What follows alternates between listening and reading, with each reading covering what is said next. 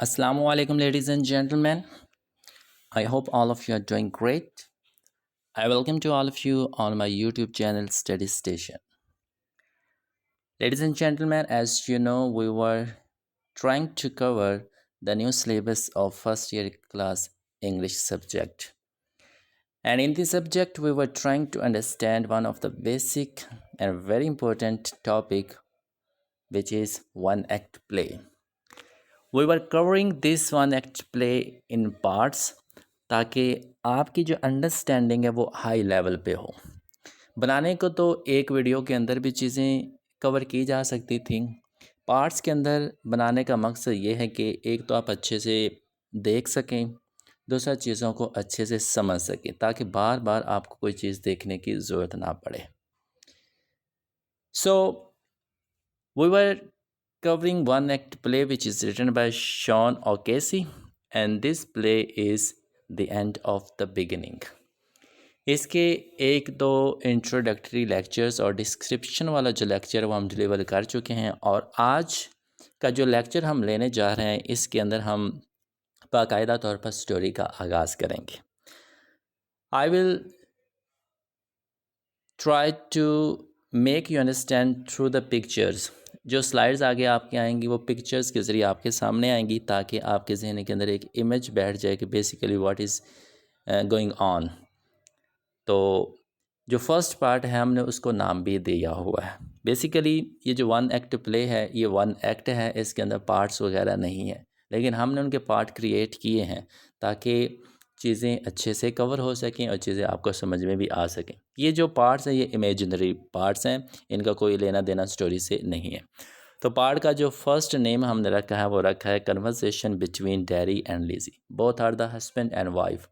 Dairy is husband, Lizzie is wife. दोनों husband wife है। जो प्ले का आगाज़ होता है वो इनके दरमियान डिबेट से होता है, इनके दरमियान बहस से होता है, इनके दरमियान कन्वर्सेशन से होता है। तो इन दोनों के दरमियान क्या बातचीत हो रही है, लेट्स सी कि स्टोरी का आगाज़ किस तरह से होता है। जी, here is your first slide. अब अगर आपको डिस्क्रिप्शन थोड़ी सी याद हो तो मैंने आपको बताया था कि there was a steep stair जो कि ऊपर वाली मंजिल की तरफ जाती है। It means to say there is another room on the first floor. अब उस फ्लोर के अंदर एक कैरेक्टर है हमारा फर्स्ट डैरी। आपको ये डैरी लेफ़्ट साइड पे नज़र आ रहा है। Darry is in that room and is having shave. जो डैरी है वो अपनी दाढ़ी मना रहा है। ठीक है जी, दाढ़ी बना रहा है and he is having a लेथर on his chin. Means कि दाढ़ी बनाते बनाते ना एक झाग सी ना उसकी चिन के ऊपर बाकी रह गई, थोड़ी जो होती ना थोड़ी सी ना शेव बाकी रह जाती। ये जिस पानी से शेव कर रहा होता है ना वो पानी गर्म होता है, लेकिन शेव करते करते काफ़ी देर हो जाती है तो इसका वो जो गर्म पानी होता है ना वो ठंडा हो जाता है। तो ये नीचे अपनी वाइफ को आवाज़ लगाता है, हेयर मी, मेरी बात तो सुनो। This is shaving waters dead cold. कि ये शेव करने वाला जो पानी ना यार ये बिल्कुल ठंडा हो चुका है, मुकम्मल तौर पे ठंडा हो चुका है। उसकी बीवी ये बात सुन रही होती है, वो नीचे होती है किचन के अंदर, डैरी ऊपर होता है। Lizzie was a bit busy, तो वो क्या कहती है, come down and heat it then. अगर पानी ठंडा हो गया तो क्या बात है, नीचे आओ और गर्म करके ऊपर ले जाओ। अब हस्बैंड की बात का उसने इस तरह से जवाब दिया, तो ये जवाब सुन के ना डैडी को थोड़ा सा गुस्सा आ गया। तो डैडी फिर क्या कहता है, व्हाट डज डैडी से, टू मच टू डू। तुम्हें क्या लगता है कि भाई तुम बड़ा ज़्यादा काम करती हो, तुम बड़ी एक मसरूफ़ खातून हो जो सारा दिन काम करते रहते हो, ऐसा तुम सोचती हो। I do all that 3 times.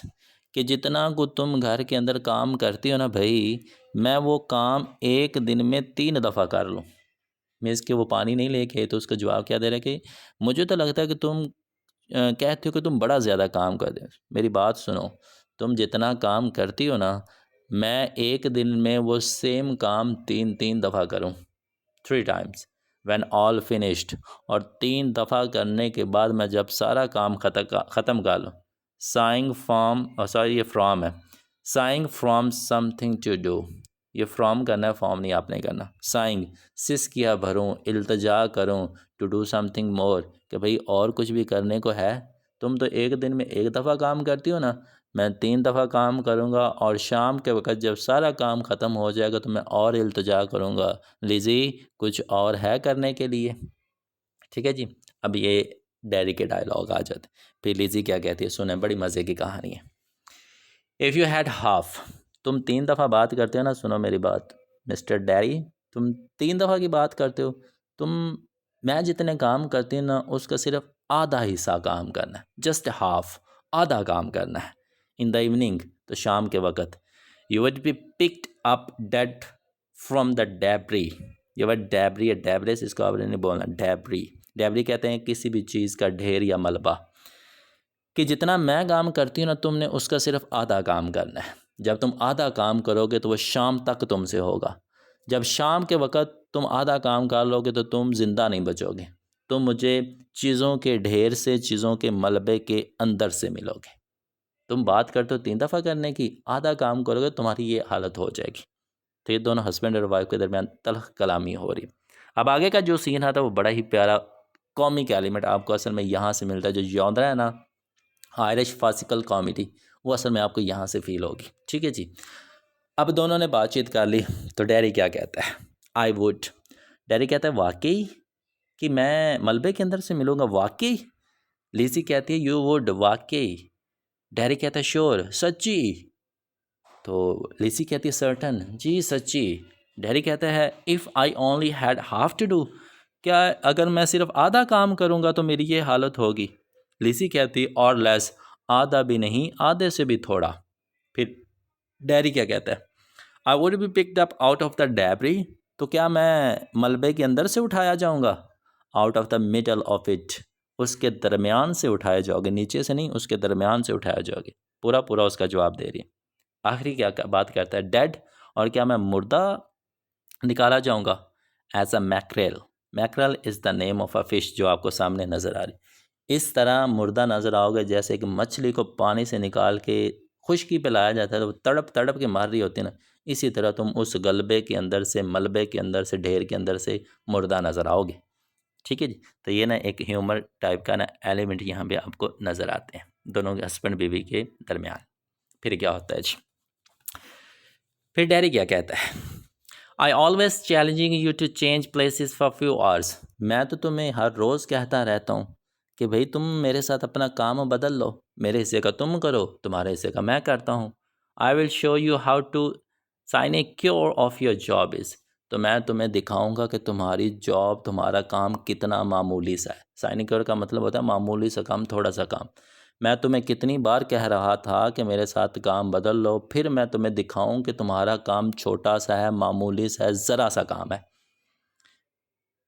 While I am sweating out in fields, और तुम्हारे मुकाबले में मेरा जो काम है वो पसीना बहाने वाला है। खेतों के अंदर जब मैं खेती बाड़ी करता हूँ, ज़मीन काश्त करता हूँ ना, तो पसीने निकलते हैं मेरे। तो मेरा काम जो वो पसीनों वाला काम है और तुम्हारा काम मामूली सा काम है। ठीक है जी। ये बात उसकी बीवी सुनती है। फिर बीवी क्या रिस्पॉन्ड करती है, गो आउट, बेहतर होगा कि बाहर निकल जाओ। फिनिश द मूइंग फॉर मीडोस, और चरागाह के लिए घास काट के लाओ, मवेशियों के लिए ना घास काट के लाओ।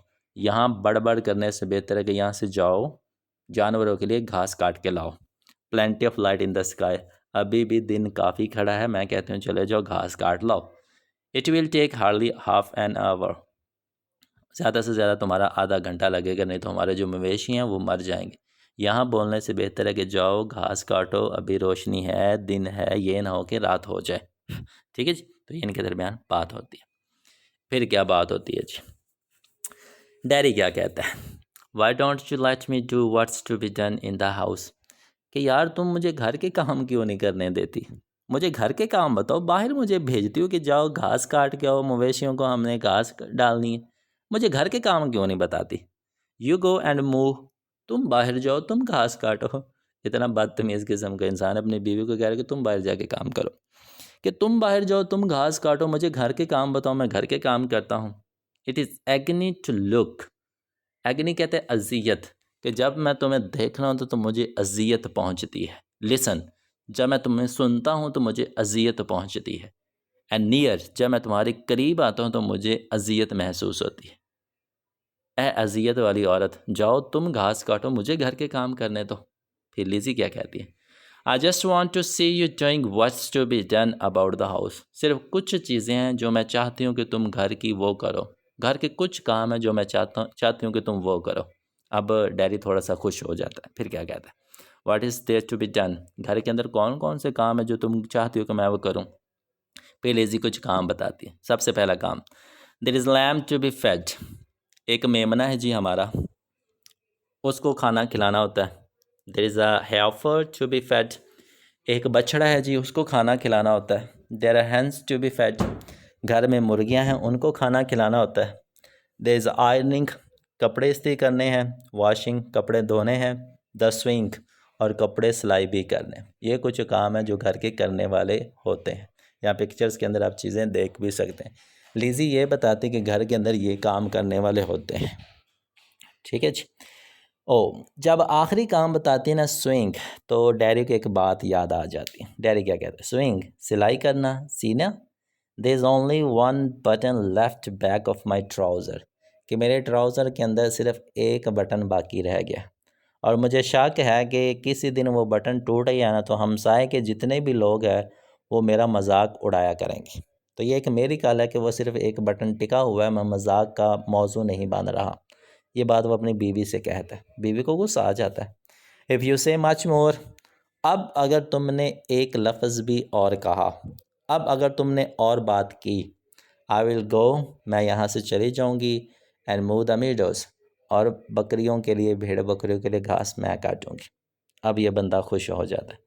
बज़ ऑफ, बज़ ऑफ, दफ़ा हो जाओ, दफ़ा हो जाओ। बज़ ऑफ का मतलब होता है दफ़ा हो जाओ। अब यही तो वो चाहता था, अंधा क्या मांगे दो आंखें। तो कहता है ठीक है जी, दफ़ा हो जाओ, जाओ काटो घास, दफ़ा हो जाओ। I will show you how to work of house is done. जब तुम चली जाओगी तो मैं तुम्हें दिखाऊंगा कि घर का काम असल में किया कैसे जाता है। तुम्हें तो कुछ आता ही नहीं, तुम्हें कोई सलीका ही नहीं कि काम किस तरह से किया जाता है। मैं तुम्हें बताऊंगा कि घर का काम किस तरह से किया जाता है। बस आओ, दफ़ा हो जाओ। ठीक है जी। अब जब लिज़ी अपनी बेइज्जती देखती कि उसका हस्बैंड कर रहा है, तो लिज़ी क्या करती है, पुल्स ऑफ, उतार देती है हर जैज़ कलर्ड। जैज़ कलर्ड बच्चे कहते हैं शोख रंग को। कोई भी लिबास जो तेज़ कलर का होता है, just like pink, just like red, ये ना शोख कलर होते हैं, इनको जैज़ कलर्ड कहते हैं। ओवरऑल, ओवरऑल कहते हैं हिफाजती लिबास। किचन में काम करने के लिए आपको एक हिफाजती लिबास अबाया टाइप पहनना होता है, उसको ओवरऑल कहते हैं, एप्रॉन भी कहते हैं। तो लीज़ी ने वो पहना होता है, वो उतार देती है।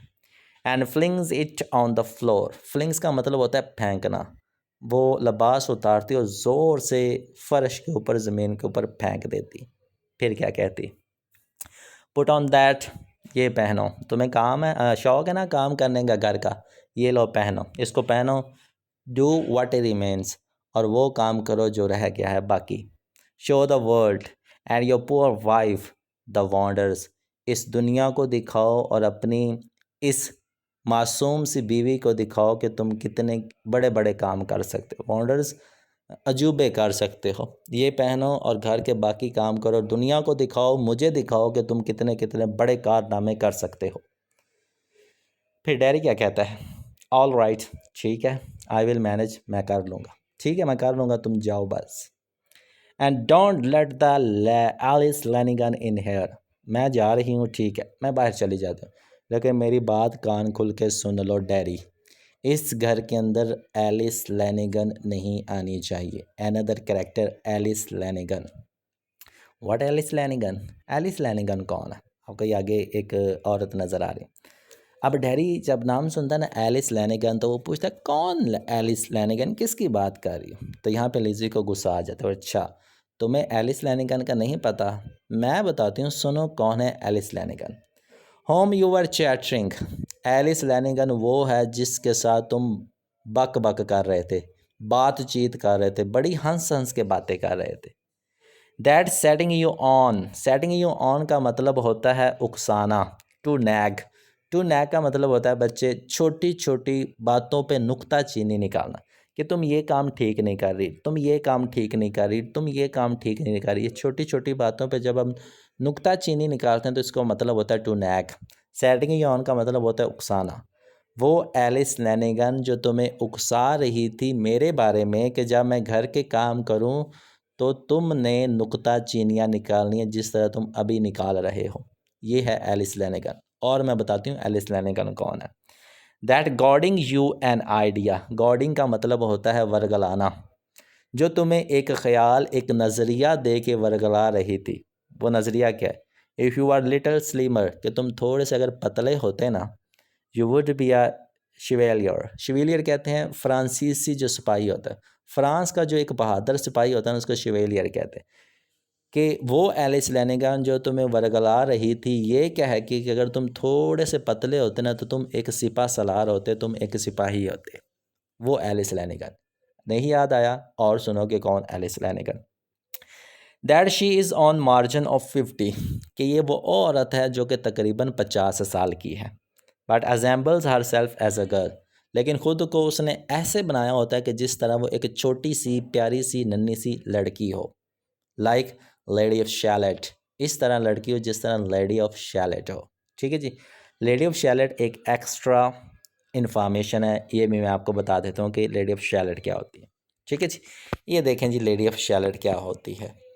लेडी ऑफ शैलेट, ये जी एक पोएम है जिसको अल्फ्रेड लॉर्ड टेनिसन ने लिखा है। अब ये एक स्टोरी है, स्टोरी लेडी ऑफ शैलेट की है। तो स्टोरी समझ लें क्या है। A beautiful lady lives in the tower on an island the river Camelot. एक बहुत ही खूबसूरत औरत थी जिसका नाम लेडी ऑफ शैलेट था, और ये एक मीनार के अंदर रहती थी। ये मीनार एक दरिया के ऊपर बनाया गया था और उस दरिया का नाम था Camelot. She is cursed by a magic spell. इस औरत के ऊपर एक जादू किया गया था। जादू क्या किया गया था देखें। She is ordered that she can not look at the outside world directly. उसके ऊपर जादू किया गया था कि वो बाहर वाली दुनिया को ज़ाहिरी तौर पे नहीं देख सकती, बराह रास्त नहीं देख सकती, डायरेक्टली अपनी नज़रों से नहीं देख सकती। She can only see it through a mirrors reflection. वो बाहर की दुनिया को सिर्फ एक आईने के शीशे के अक्स के ज़रिए देख सकती है। And must weave a tapestry all day long. Must weave a tapestry का मतलब क्या होता है कि जो चीज़ वो उस मिरर अक्स के अंदर देखे वो चीज़ को वो बुन ले एक कपड़े के ऊपर। मीन्स कि उस चीज़ का वो उस कपड़े के ऊपर नक्शा बनाती जाए। ये थी जी lady of Shalott. One day she sees a renowned knight sir Lancelot. एक दिन क्या होता है कि उस दरिया के अंदर एक बहुत ही मशहूर, बहुत ही मारूफ फ़ौजी जंगजू आ जाता है जिसका नाम होता है sir Lancelot. Riding by the river, उस दरिया के अंदर आता है। Without caring about the magic she looks him directly. तो यहाँ पे ना लेडी ऑफ शैलेट को अपना जादू भूल जाता है कि मेरे ऊपर जादू हुआ था कि मैंने बाहर की दुनिया को ऐसे नहीं देखना। वो सिपाही इतना खूबसूरत था कि ये लेडी ऑफ शैलेट उसको देखे बगैर ना रह सकी। तो उसने बराह रास्त उस सिपाही को उस नाइट को देख लिया। The magic shows its effect, she start dying. तो जादू का जो असर था ना वो उस लेडी ऑफ शैलेट के ऊपर होना शुरू हो गया और वो मरना शुरू हो गई। She gets into a boat and sets out towards Camelot. तो वो जल्दी से एक कश्ती के ऊपर बैठी और कैमिलोट की तरफ जाना शुरू कर दिया। उसको पता भी था कि वो मर रही है। People of Camelot came out to see her, they were stuck by her beauty and her dreadful end. लोग उसको देखने के लिए बाहर निकले कि ये औरत कितनी खूबसूरत है और इनका अंजाम कितना ख़तरनाक हुआ है। औरत खूबसूरत है लेकिन अंजाम कितना ख़तरनाक हुआ है। ठीक है जी। तो ये थी जी वो लेडी ऑफ शैलेट, कि वो जो एलिस लेनेगन है वो ख़ुद को लेडी ऑफ शैलेट कहती है। खूबसूरत है लेकिन उसका अंजाम बहुत बुरा होगा जिस तरह लेडी ऑफ शैलेट का हुआ। ठीक है जी। तो ये इस प्ले के अंदर फर्स्ट पार्ट के अंदर ये एक्स्ट्रा इन्फॉर्मेशन है, you must know about this. ठीक है जी। अब ये कुछ चीज़ें याद करवाती हैं लिज़ी डायरी को, तो ये है एलिस लेनेगन। फिर भी डायरी क्या कहते हैं, आई हैव नो आइडिया, मुझे तो पता ही नहीं है कि ये कौन है। तो लिज़ी क्या कहती है, बड़ा मज़े का जवाब देती है, how could you know you have, because you were thinking I am sleeping. तुम्हें कैसे पता होगा कि ये कौन है, तुम तो शायद उस वक़्त ये सोच रहे होगे कि मैं सो रही हूँ, शायद मुझे चीज़ों का पता ही ना चले। But I was not sleeping, मुझे हर एक चीज़ का पता है कि तुमने क्या क्या किया है। डैडी क्या कहते हैं, कोई बात नहीं, यू बाज ऑफ नाउ, अब यहाँ से दफ़ा हो जाओ। ठीक है, जो भी है चलो यहाँ से निकलो, दफ़ा हो जाओ। लीजी गेट्स हैट, लीजी कमरे के अंदर एक हैट पड़ा होता है, उसको सर पे रख लेती है। ग्लव्स, हाथों के अंदर हिफाजत के लिए ग्लव्स पहन लेती है। एंड अ विप, और जो एक नेल के साथ, कील के साथ एक चाबक विप लटक रही होती है ना, वो उसको उतार लेती है। ठीक है जी, और उस घर के अंदर से निकल जाती। पीछे से डैडी आवाज़ लगाता है चीरियो। ये आयरिश वर्ड है जिसका मतलब होता है गुड बाय। सॉरी, ये स्पेलिंग फिर गलत लिखे गए, ये गुड वर्ड है, गुफ नहीं है। गुड बाय, खुदा हाफिज़। तो डैडी पीछे से कहता है खुदा हाफिज़, वापस ना आना। ठीक है जी। जी बच्चे, ये था जी आपका फर्स्ट पार्ट, जिसके अंदर हमारे जो प्राइमरी कैरेक्टर्स हैं उनकी कन्वर्सेशन है, उनके डायलॉग हैं। इंशाल्लाह सेकंड पार्ट के अंदर कुछ और स्टोरी थोड़ी सी चेंज होगी, वो हम सेकंड पार्ट के अंदर डिस्कस करेंगे। तब तक के लिए thank you so much, have a nice day to all of you.